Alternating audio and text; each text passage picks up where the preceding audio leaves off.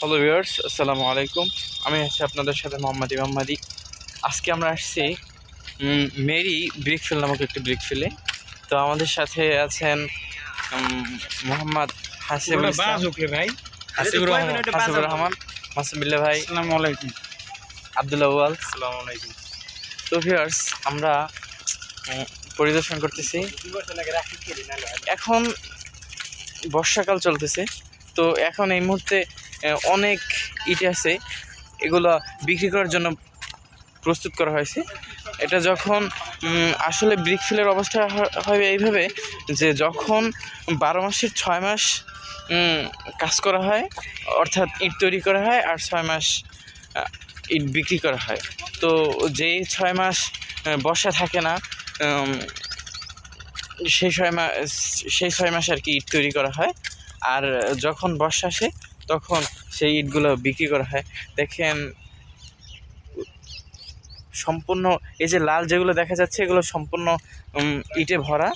তো আস্তে আস্তে ওই সামনে দেখা যাচ্ছে কিছু অংশ খালি, তো ওই খালি জায়গার ইটগুলো বিক্রি করা হয়েছে, আর এগুলো সম্পূর্ণ ফাঁকা।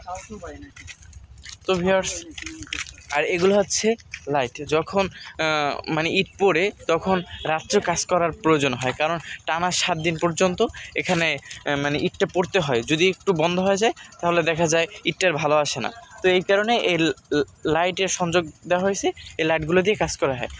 আর এই যে বড় একটি আপনারা টাওয়ারের মতো দেখতেছেন, এটা হচ্ছে ধোঁয়া, এটা দ্বারা ধোঁয়া বের হয়। এটা নিচে একটি পাখার মতো লাগানো আছে।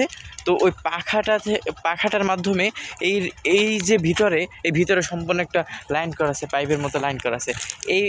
এই পাইপ থেকে পাখাটার মাধ্যমে হাওয়াগুলো বের করা হয়, যার কারণে সমস্তগুলো আগুনগুলো জ্বলতে থাকে। তো ভিউয়ার্স, এই হলো আমাদের আজকের এই আয়োজন।